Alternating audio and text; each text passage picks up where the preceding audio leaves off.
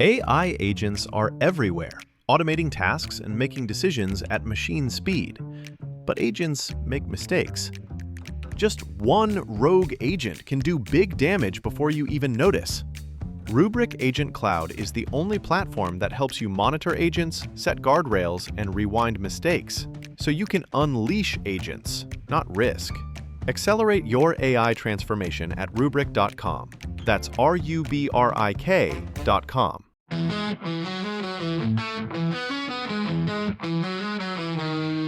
Squeaks, squeaks, squeaks! If you haven't realized already, this is Squeaks here, opening up today's podcast, and I have a special episode for you today. So right now, we're going to deep dive in part 1 of the Stranger Things Season 5, and who I have with me today is no other than Frank. Frank?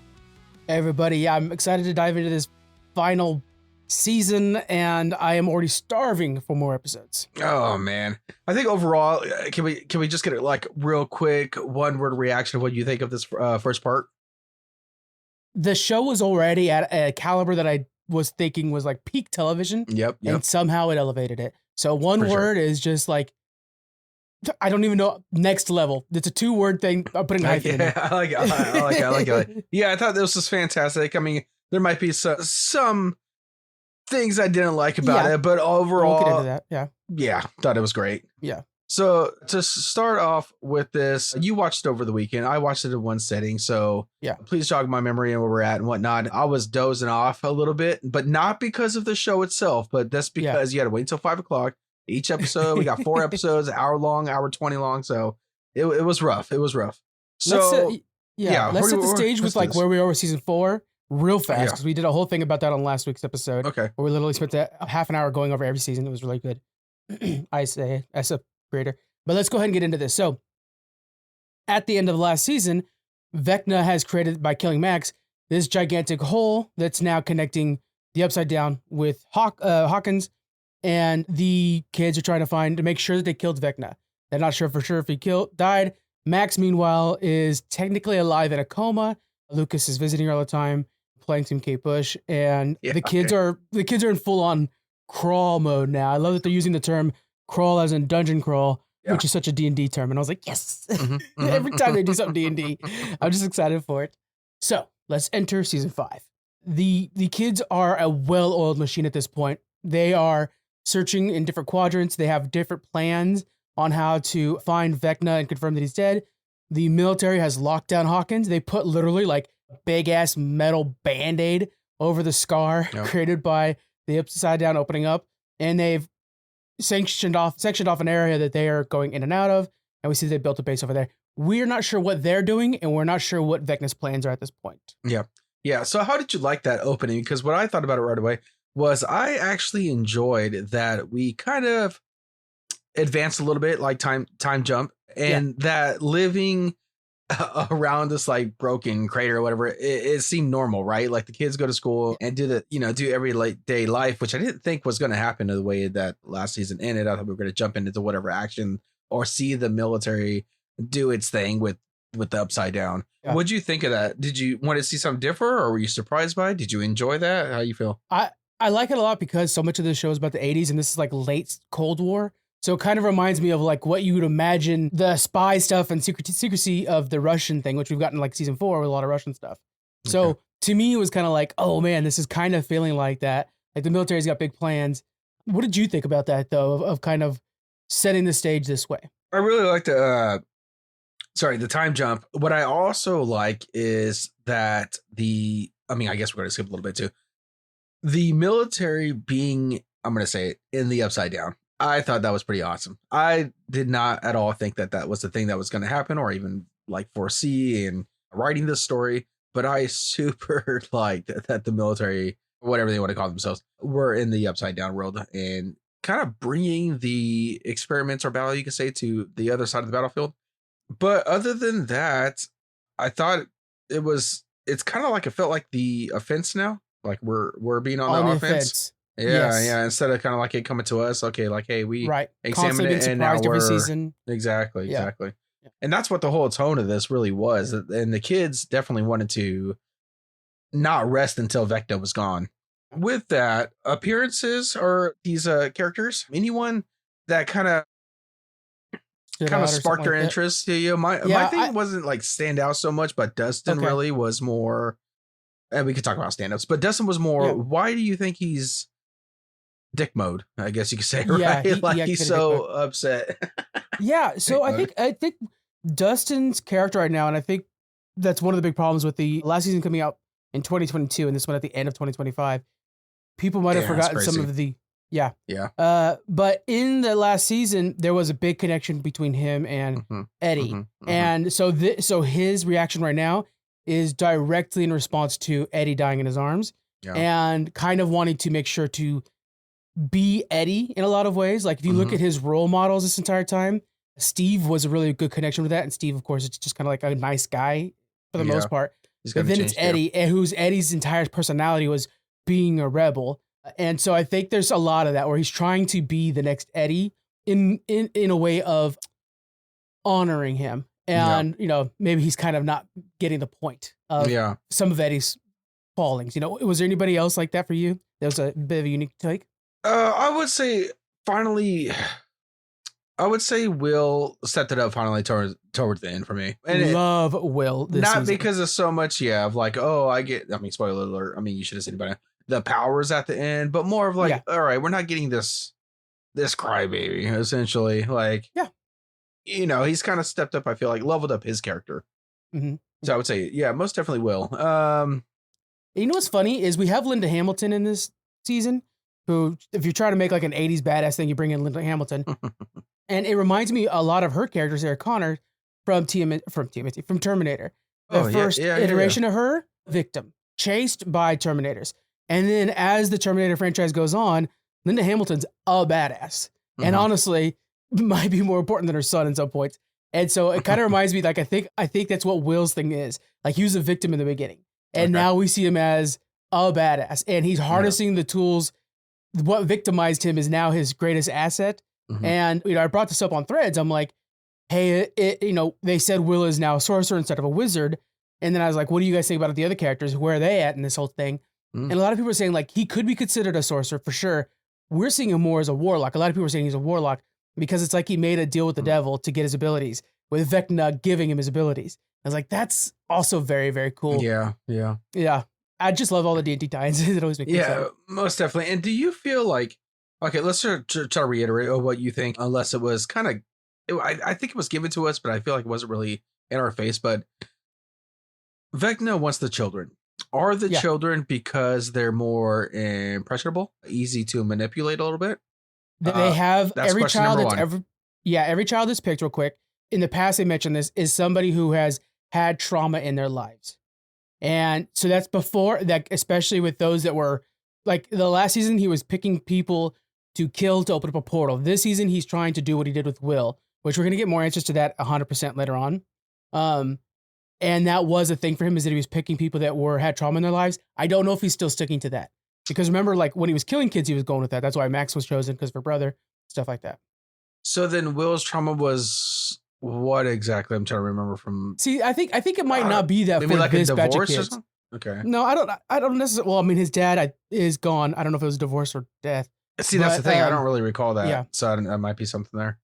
So the tricky part here is in season 4, he was also hunting down people, but in that one, they generally weren't super young kids like he isn't now. Yeah. And it's a little bit tricky because they're like tying in season 1 all of a sudden, when that wasn't necessarily something they were tying in during season 4. Yeah.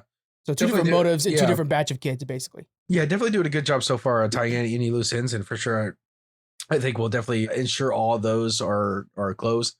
With the second part now to this question is, Will has the powers and he said Vecna says something to him about him being the first one. Now, is that like he got the powers and wasn't too like sure what would happen maybe when he connected with Vecna, and now Vecna is knowledgeable in like his process of doing whatever? Is that what it is? Or are the kids all going to get powers now? What are we trying to do here? What do you think he's trying to do? I think so. That's what Jonathan says. He thinks that they're going to all have powers. Okay. So what Vecna tells Will is, I captured you and I was surprised how easy it was to break you. And then I realized I could do this a lot more. And so I think Will was an experiment in torturing one kid, and then has realized, because like when they found Will, he was by himself with a thing in his mouth. And now you see that he has a room with a bunch of them, and he has that room now because he found out how easy it was to do that to Will. So he just has to find kids that are easy to break, and that's what he'll do. And Okay. so that's one thing with his victims currently is he knows he could break them all. Yeah, and so with that, this is kind of a theory. If that was going to be if that's the case, right? Like they all Right. have powers. Vecna came from that facility where kids were there and they all had powers. Facility's gone. It's dismantled. What do you think Vecna's in a way creating his own facility and creating these kids that have powers? Oh, I 100% think that. You think so? Yeah, Okay. Vecna is, he's Henry Creel, 001. And of course we have 08 that came up in this episode, and we have 011, which is 11. And so I think he's just going to keep going with 12, 13, 14 with the other kids that are around him. And I think that makes Will 12. And that if you're counting the kids with powers. Okay. Because Interesting. Henry was 01 and he was a 001. Yeah, And he was the son of the lab guy. And so when they found out that his personality wasn't working well with the powers, they put an inhibitor chip in him. He tricked a young 11 to remove the inhibitor chip, and then he killed all the kids except for 11, who then pushed him into the Upside Down. And he became Vecna after that. Got it. So Yeah. that's that kind of, when me and Jonathan were talking about this, because he has a real big problem with, and I'll explain that in a second, with Will. When me and Jonathan were talking about this, I was like, to me, the way it's sitting in my head right now is it's like, if you know Game of Thrones too much, like you and I probably really do, I see Daenerys Targaryen as 11 and Jon Snow as Will, where it's like, Daenerys' powers is because she's directly a fucking Targaryen, Mhm. and Jon Snow is the nephew to that. Like, that's a good comparison. I like that. I like that comparison. yeah. I like that. So when I'm sitting here thinking, like, why does Will suddenly have 11's powers? How are those two connected? I could see why Will and Vecna have the same powers, because Mhm. Vecna gave him his powers. And Mhm. then when we were talking about it, I was like, oh no, it's because Vecna and 11 are on the same tier, and Will is directly underneath Vecna. So it's the nephew situation. Mhm. Nice. So let's talk about like pacing of the thing. But how do you feel like each episode was? Did it hook you each one? Was there dull moments for you?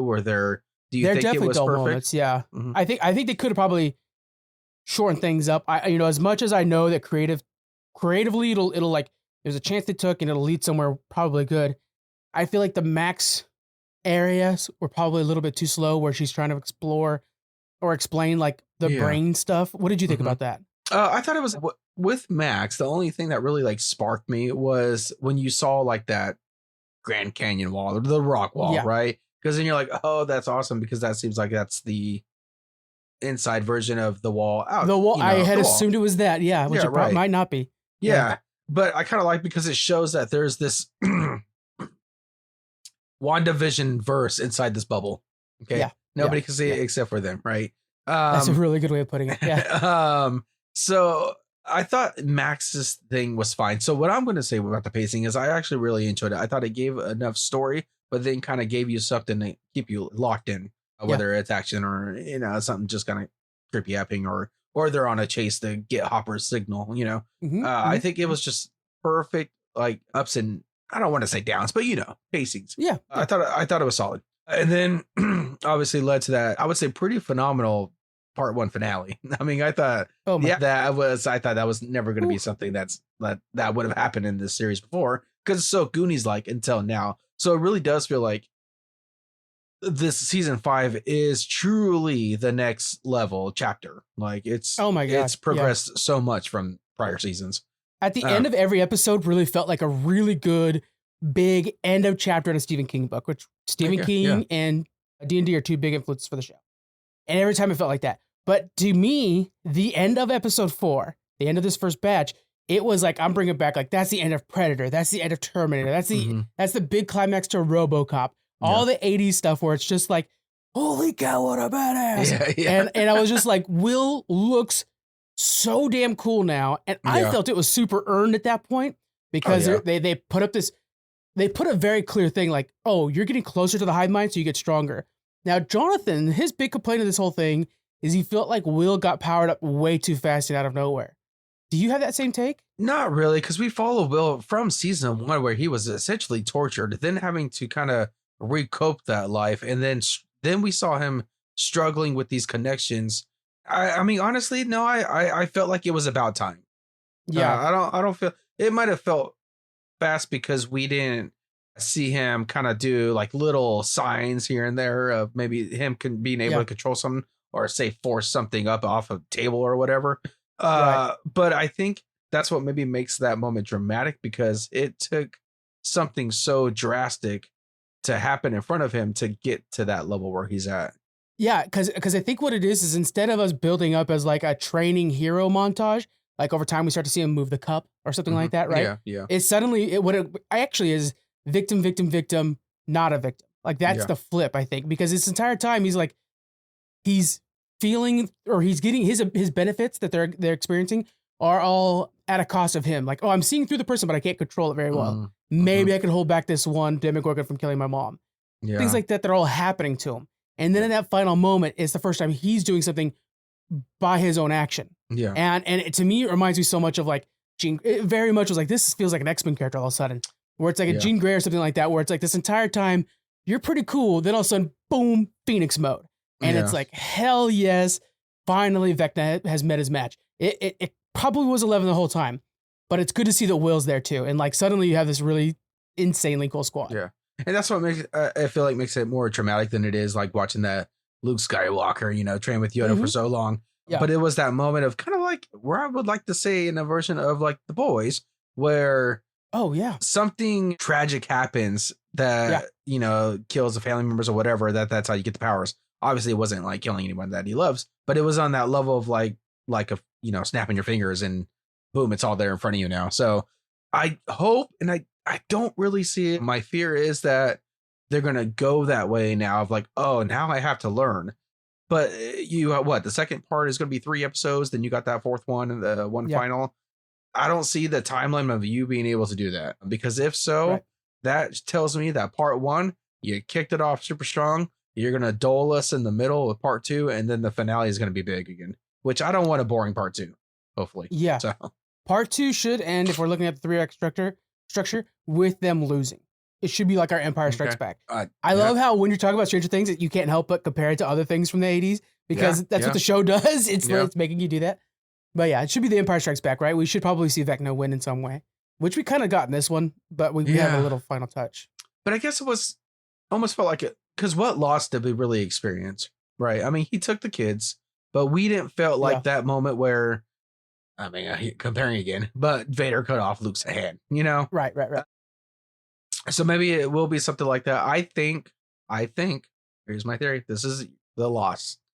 Here we go. Because of the, I guess, potential love triangle that they're going to throw in there. I think Mike is going to die. I think Mike's going to die.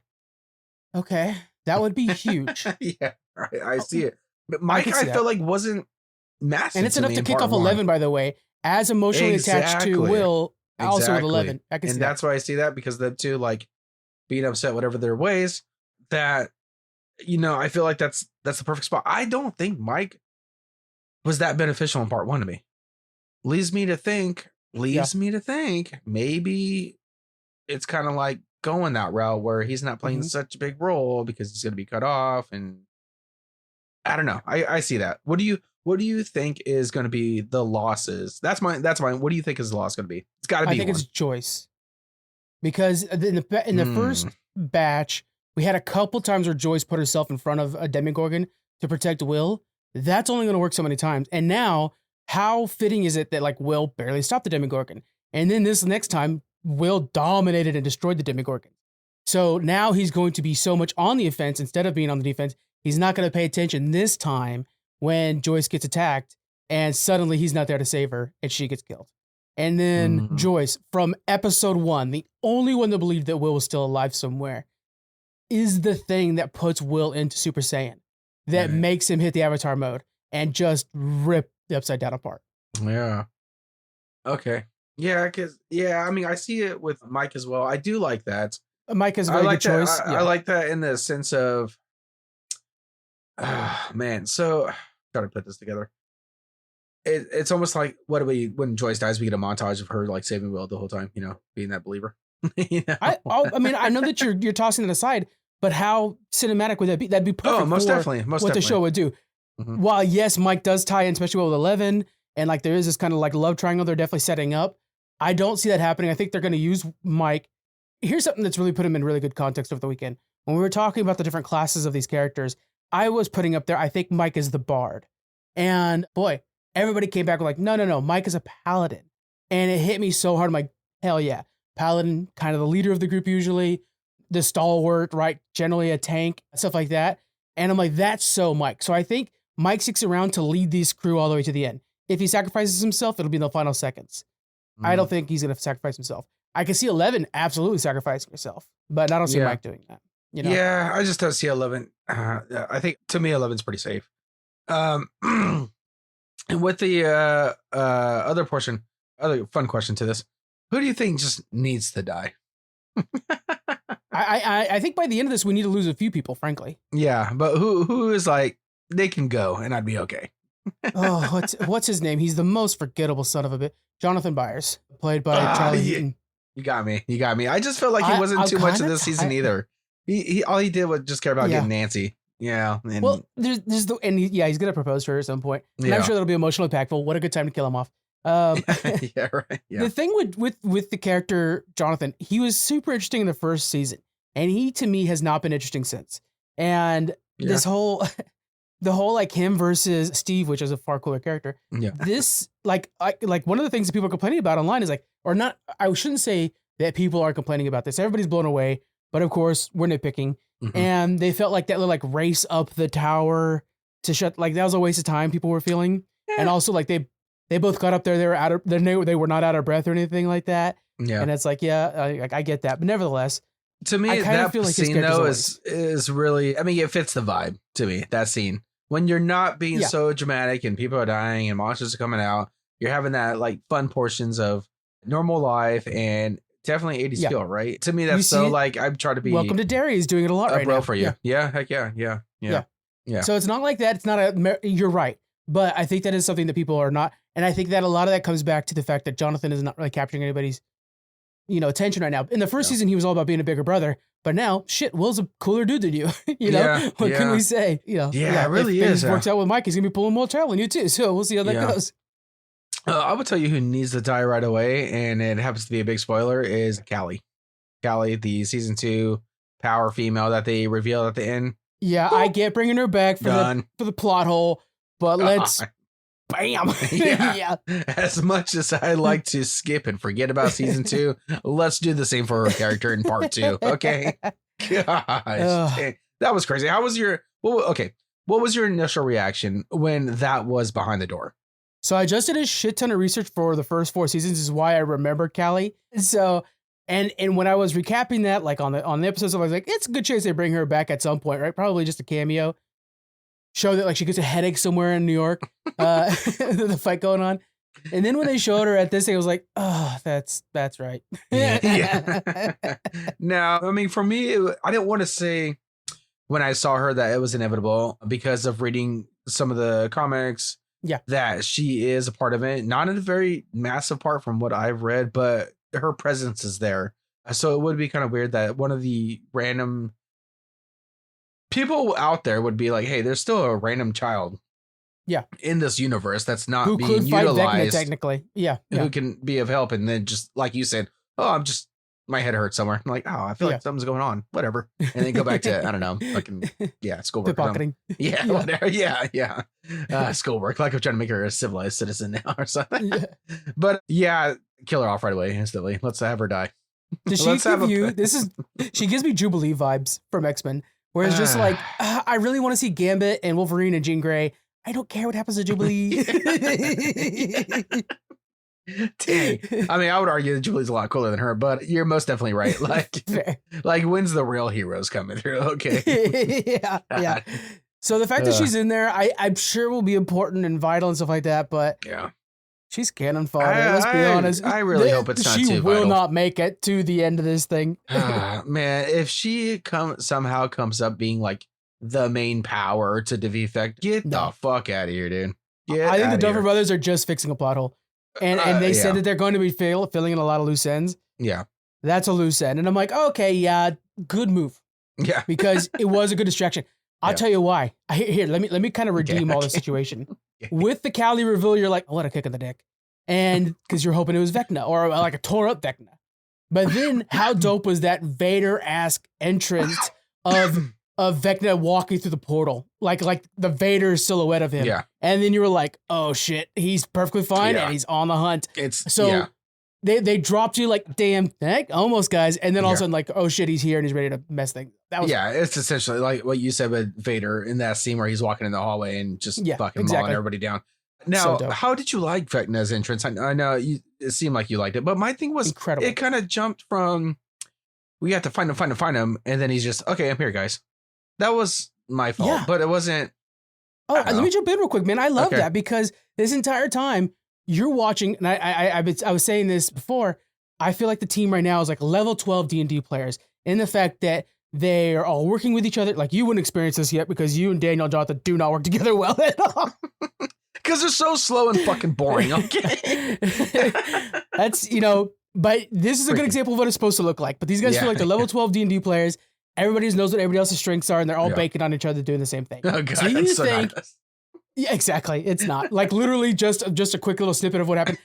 There was a statue that took away powers, magic abilities, and you walked up to that statue, and the guy next to was just like hits the statue because he's like, well, okay, and took you I back. just needed something to happen. Okay. But anyway, So- yeah. So you're thinking like, as soon as these guys find Vecna, this is a new level. He has never fought this well oiled of a machine, and then we find out the entire time Vecna probably knew they were looking for him, them in the military. And was Mhm. just being like, I'm right here, bitches, but you guys can't see me. Or Yeah, I'm over oh, yeah. here. Like, you're in my world. Yeah. I will let you see me when I'm ready. So Yeah, I I thought like him that. walking in was very much like Vader's been watching your ship the entire time. I like that. Yeah, that's good. Yeah. That's good. Yeah. I think to me it was just like it's the search, and we never got any clues or any. I mean, it was kind of nice to not really reveal him throughout the part one. Yeah. It just made it that more dramatic at the end. But yeah, I mean, I like that. That's good. Which we Yeah. saw Henry Creel, so we knew he's still alive. And that was one of Yeah. the things that was being brought up by, I think, gosh, I forget who was saying, but it was like, oh, he's probably dead. We already killed him. And to think like, no, you didn't kill him. Matter of fact, he powered up and he evolved because now he's got the cool new look, like Yeah. which looks like he's pulling from the upside down more to create his body. Like the dude's stronger than ever. And when he walks in and he's just taking those guys out in different ways, the way you saw like that flame torch thing, the flamethrower the whole time, which really felt like, oh, that seems to be super effective against everything, including the Demogorgons and Hurt's will. But then when Vecna walks in and just stops it, you're like, oh man, this grass type's not weak to fire. You know? It's like a Charmander going against a Venusaur or something. Yeah. So then here's a concern or whatever from me, that the flames used to always be the problem with the Demogorgons, right? Kind of like their weakness.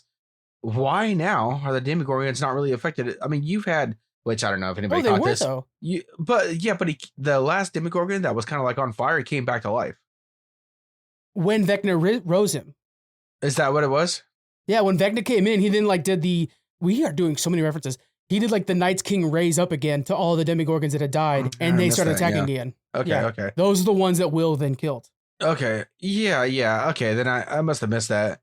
But Well, yeah, dude, that was like 5 hours of a nonstop binge for you. Man, that was rough. That was rough. I had Stranger Things cereal I was chewing on just to keep myself awake. How are the cookies? How are the Oreos? They're all right. I'm not a big chewy. They were not, I didn't get the Oreos. I got the Oh. chewy upside down ones, whatever. I see. Yeah. Not Like a the big Chips fan of Ahoy. the chewy cookies, but it doesn't matter if it's Stranger Things marketing. It was at the party. Okay. I love it. Yeah, dang, kind of forgot where I was going with that now. It's okay. So I missed the raising part. I brought him Yeah. back to life. I did love how Will killed him, just like how Vecna killed, his victims in season 4. Yeah, That was really cool. Yeah. That was very much a tie to like, because when Will was being burned with the Demogorgons, was like, oh, that's right, the hive mind. He's closer to the hive mind. And this is another thing I was explaining to Jonathan. And then when Vecna did that thing where he's holding him, it was like, he has never been closer to the hive mind, so he should be having all kinds of visions. And then it was like fully unlocking his abilities. Yeah. And so when Will killed those Demogorgons the same way that Vecna was killing in season 4, it was like, okay, he is straight up Vecna's abilities now. That was a really good visual storytelling element that they used to show like they are the same now. And it wasn't like, oh, I have some abilities. Like they kept doing this thing like, well, I could see through his mind or I could see through his eyes because Vecna was looking through his eyes. And then they were like, keep kind of telling you this is going to happen.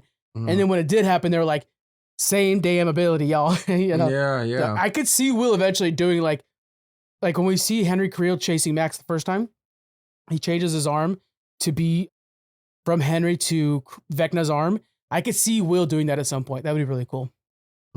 Okay.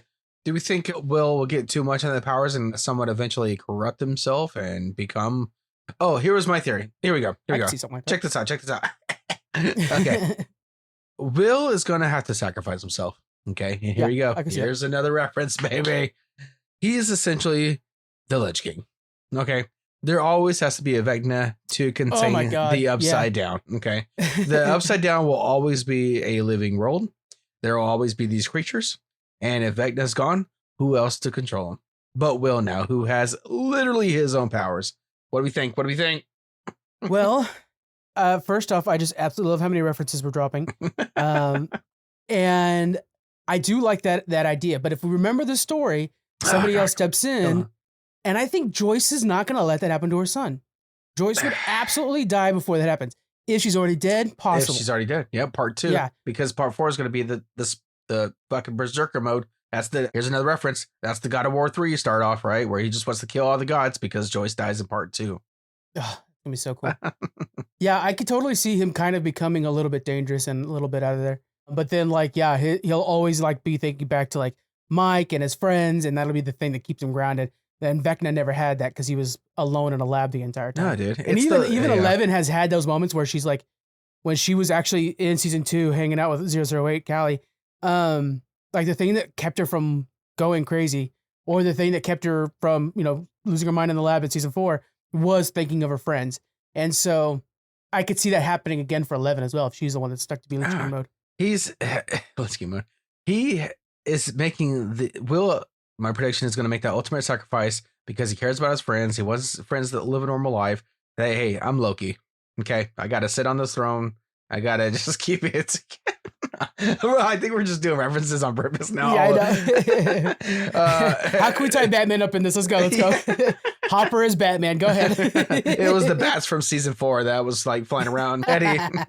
but that'd be so phenomenal. I love the joy sacrifice, and then that just being Berserker mode for the one movie length, whatever. Yeah, that'd be phenomenal. And then just having to essentially be like, hey, I have to stay down here.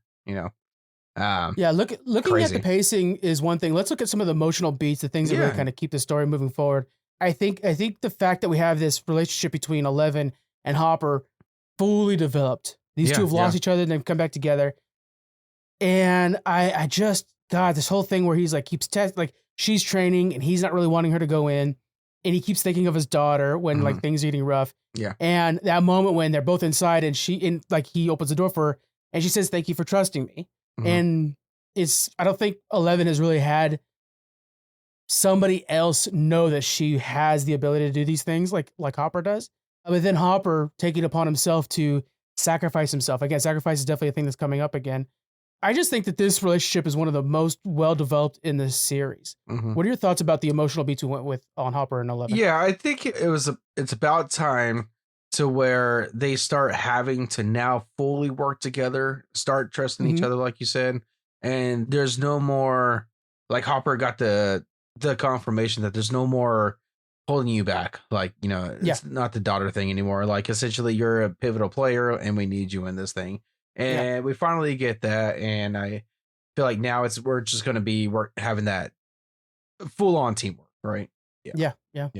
And then if we look at like that conversation he had with that one soldier saying you're one of the berserkers, basically, like you collected the ears and I was a trained person who had restraint.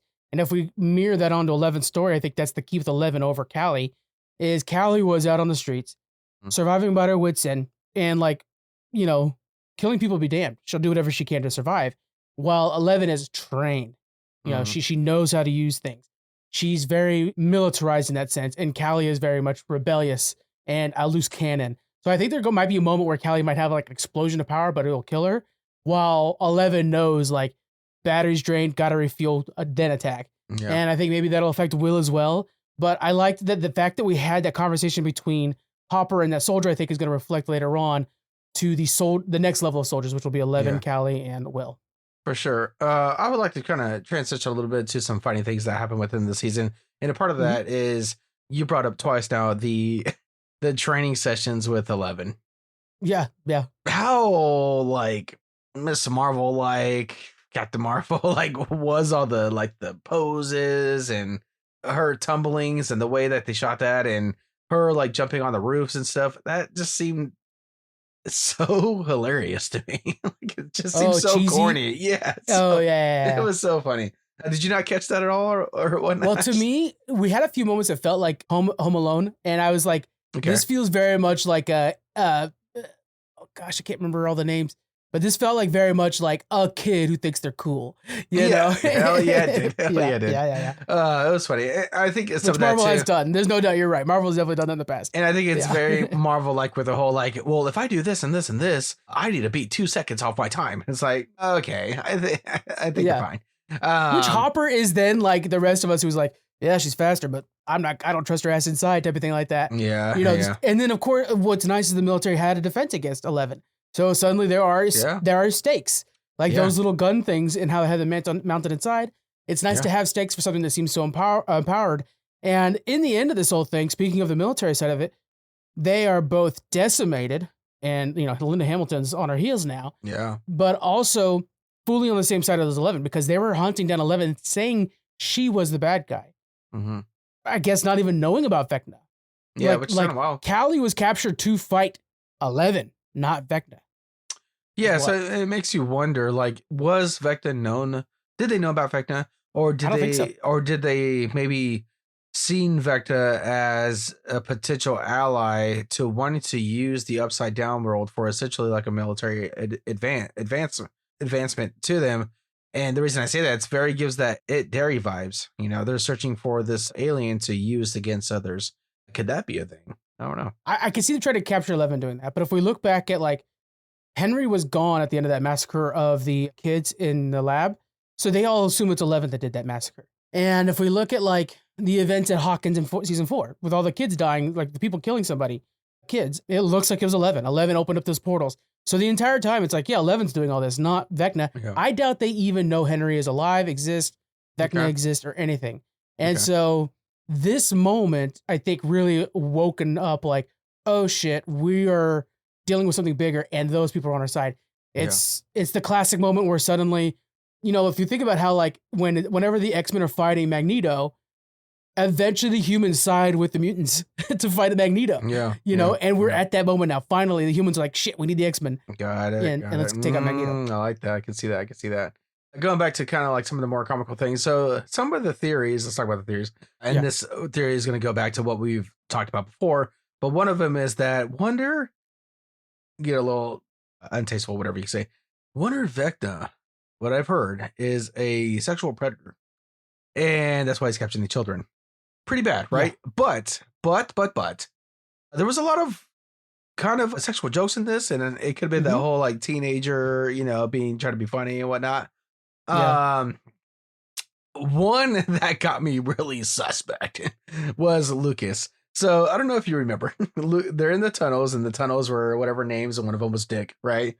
And I was loving that. Yeah. Do you know what I'm talking about? Mike was telling him like, oh, they're digging up, and it's like, oh, it's really hard. And Lucas is like trying to get it soft, and then like the dick is hard, and he's like trying to get it soft. I was like, I looked around, I was like, anybody catch that? What does that mean? Oh, I caught it. I was like, this is so just teen boys talking, and thank God something is called dick, because man, I'm sure they were entirely like.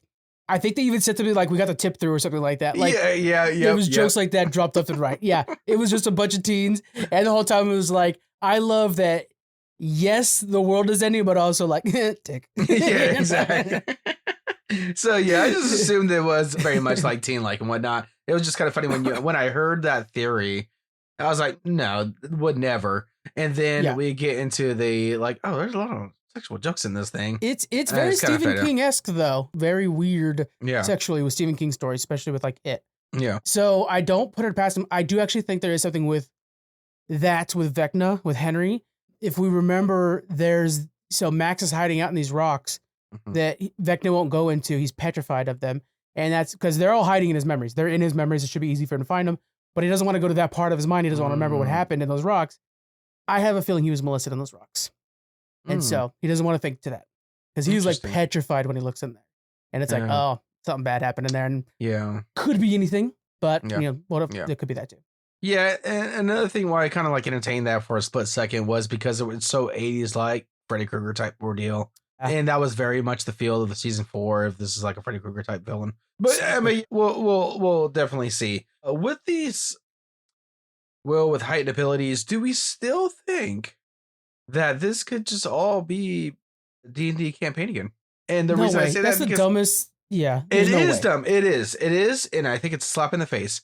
But we've gotten so far into it. Used to be, I don't want to say grounded, but it used to be at a certain level, upside down world. They kind of go in and out. But now that the upside down broke through like actual Earth, right? It seems pretty out there, and it's almost like, look, I would hate for that to happen, but it's not like not believable, you know. Yeah, I mean, and it's not something that they wouldn't do in this era of filming. That like they're mimicking the 80s. The 80s would do this. Yeah. You think of like Labyrinth or whatever. It always seems to be just like woken up at the end and you're fine. But I can't, the explanation that something happened at the lab is kind of saving their butt, saying that there's something happened at the lab, and we saw that the upside down has that aura that's circulating from that lab. So it's all coming back to that. And it probably is specifically coming back to the time when Eleven pushed Henry into the upside down. She probably created it when she did that. So I would argue that it's going to stay contained, and it's not part of the whole like D&D theory that this is all a big D&D campaign. Got it. That'd be yeah. Any kind of like wrap up a little bit. Any characters that you expect to come back in a way of not so much of a vision, but maybe of like some type of upside down type creature? I know we've seen Billy kind of corrupted before with Dustin's personal, I don't know what you want to call it, feelings with how Eddie died and wants to like live on his legacy. Chances of Dustin being upside down and seeing Eddie in a pretty messed up way, you think? I could totally see that. Yeah, Joseph Quinn. It doesn't take nothing to make a quick cameo. I know he's filming a lot of movies right now, but yeah, I could totally see that. The person I want to see the most is Barbara. Remember Barbara? Yeah, I do. huge like surprise star from the first season that died in the upside down, and then she was like stuck in the tub. What if or in that pool or whatever? Let's see her again. Like that'd be, how fun would that be? That would be fun. Yeah. Way more of a funnier nod because it was not as a strong love character, I guess you could say. So yeah. No, and she was like a throwaway kind of like, this is just showing what killing somebody in the upside down looks like. Yeah. But if we find out later on that she's like still got her glasses, but her hair is really long or something like that, like scraggly, but she still kind of has kind of that nerdy look, but also been around for like 30 years or whatever. It's been 10 years, I guess. That would be very funny. I think that would be funny to see Barbara in the upside down. That's funny. Or Alexi? Chances? No. I don't see it. He died in the normal world. Yeah, he died. Yeah. I don't know. There's some options there. There's some good options. Yeah. The big question we've got going on is tomorrow, as we're recording this, the tickets go on sale for the finale. Are you watching this in theater? I did see that. That's tough because I really enjoyed sitting on the couch with all my Stranger Things snacks. Can you bring those into the theaters? No. Well, sneak them in, you know. I don't know. You think it's worthy? So what are we looking at? Do we have a run time for this thing yet? We don't have it. Well, we're probably going to be seeing it we know that the finale is like 2 hours long. Okay. I think it's the final 2 episodes. So, we might be looking at a 3-hour episode. Jonathan is good with it if it's like midday. But if it's late, then that messes with your New Year's plans, Oh, that is true. That is true. Damn, yeah, that's rough. You know what? Let's see how part 2 ends. Okay, and if it's something that let's see, I don't think tickets will be available by then, but yeah. Ooh, I think they're selling out tomorrow too. Yeah. Oh, okay. Oh yeah, because K-pop Demon Hunter, the last time Netflix tried to do something like this, sold out so damn hard they had to do it again, and that sold out so damn hard. So crazy. So yeah, which maybe might have to. Do you see it being worthy of the movie theater? Do you think this episode will be, or this final? Before episode 4, no. After episode 4, yeah, probably actually. Okay. Yeah, you think we'll get a lot of that scene ending there? with Will, like just the visuals of him doing the arm effect and like the eyes rolled back and stuff like that. I was like, that is dope. This is so Yeah, sick. You it know, is, it was yeah. such a badass moment. And even like I was saying with Vecna doing the Vader entrance. Yeah, that was very cinematic. I could see that being worth it. Okay. Yeah. What about you? Do you think it's worth the theaters? Yeah, I think if they keep that energy, and that's what it has to be, you have to keep us entertained if you're going to be there, you know, for 2 hours, 2.5 hours. And I'm hoping part 2, again, I don't want it to be that way, but do a lot of that wrapping up in part 2, just so we can have an awesome, fun experience in the movie theater with the final. So Do something wild and crazy at that last part of part 2. I need to see some dead people. yeah. Maybe the kids die. The Vecna's captured. Or they turned. Yeah. Something like that. Now they're Demogorgons or something like that. Yeah. Let's give how many Eggos would you say the first batch is out of 10? 10 Eggos. I did have strawberry flavored Stranger Things waffles. Yeah, I'm gonna give it an 8. I'm gonna give it a 9, especially with the close. I think it climbed up to a 9 at the close. Mm-hmm.